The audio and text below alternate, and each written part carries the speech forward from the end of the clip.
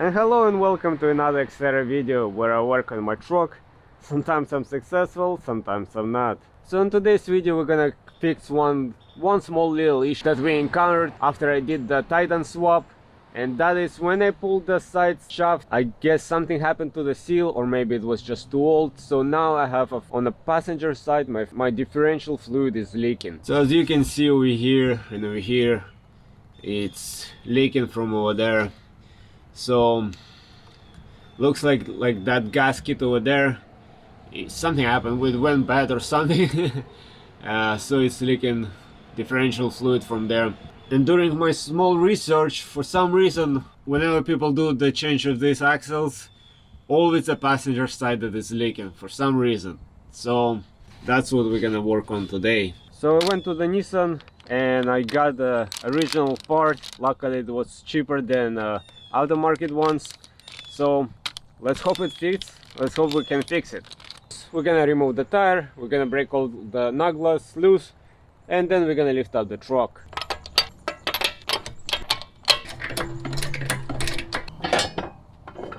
And now carefully we're gonna lower down the truck on a jack stand. And now we're gonna remove the tire. Luckily for us, to remove the half axle, we don't need to disassemble a lot of stuff. All we need to do is actually remove this pin, remove this nut, remove this pin, remove this nut, and separate all of this, and then we can just slide this down and we can work with that. Of course we have to remove this, but this is no big deal as well. So first let's remove our ABS sensor, just separate it and just put it on the side, just like that. So now we can remove all of these three nuts and we can work with that. Let's remove the pin and put it on the side. Now we're gonna take a 33mm socket and remove this nut. Now let's remove this pin so we can remove our steering.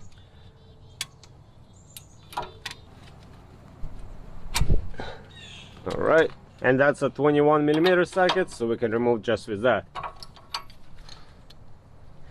Like that, broke it loose. So now I'm actually gonna put the nut opposite way and line it up with the bolt so we can actually hammer it out carefully. There we go. Now we're gonna do the same thing over here. Now in this case it's a 22mm socket, and let's break this loose. There we go. And we're gonna do the same thing over here. We're just gonna simply hammer this out.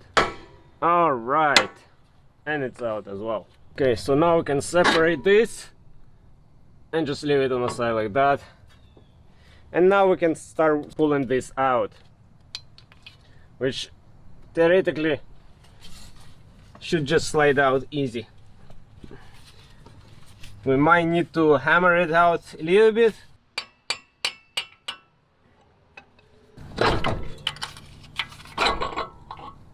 There we go, and it's out.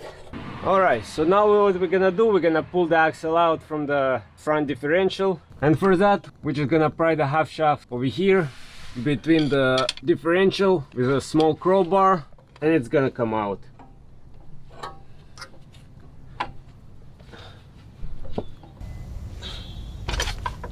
Alright, and it's out. So now we can leave the shaft over here on the side, and now we have to remove that seal. But before we do that, let's take our new seal out and compare, just make sure it looks the same. So this is our new seal, or gasket,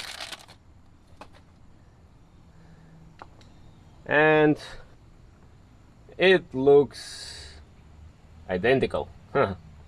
So now we have to carefully pull that one out. We gotta make sure we don't scratch whatever goes on this side, so it has a perfect seal with the interior of a front differential. So now I'm gonna actually try to stick the crowbar in here, not to touch all the way the top of the shaft, but slightly lower, and we're gonna try to pry it out.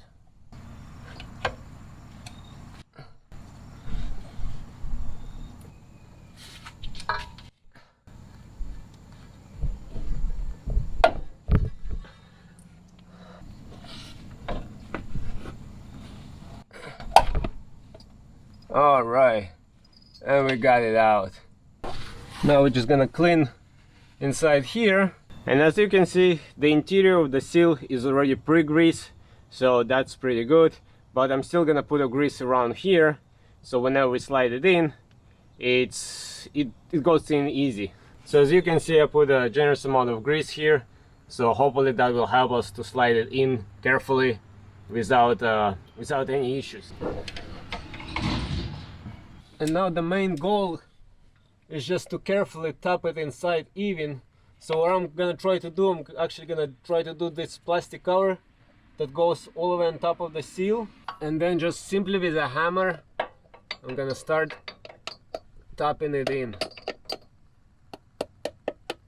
and hopefully it goes in even.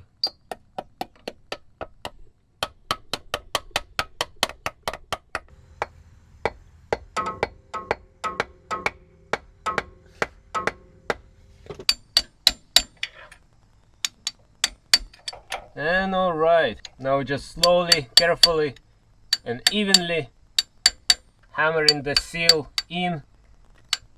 That should be alright to do like that. Shouldn't be too much of a trouble. And it looks like it's all the way in. And okay, we put our new seal in. So now it's basically the reverse procedure of putting everything back inside. So now I'm just gonna put a little bit of grease on the side of a shaft, on the tip of the shaft, so it slides in better and easier. And I'm gonna put a little bit of grease on the side of over here. And okay, let's try to slide it in, and let's hope that this time it's all gonna work and it's not gonna leak anymore. Let's carefully align the grooves, and then we just kinda slide it in. And I believe that's it. Alright, and now, like I said, it's just a reverse procedure. We're gonna put everything back in place and we're gonna start tightening up the bolts. So let's slide this back into the place over here again. Let's lift up this, put this in place. Let's put our steering back in place.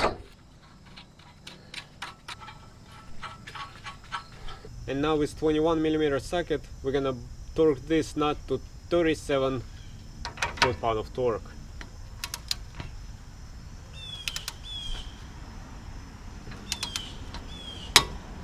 There we go.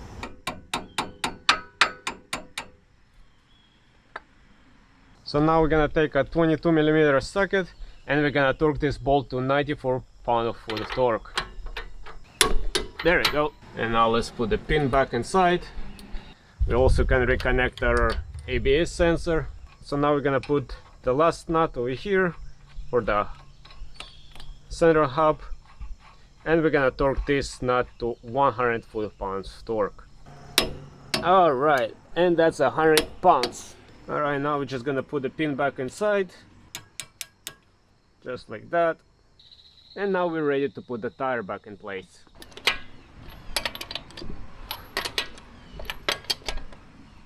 Alright, and now we can lower the truck completely down.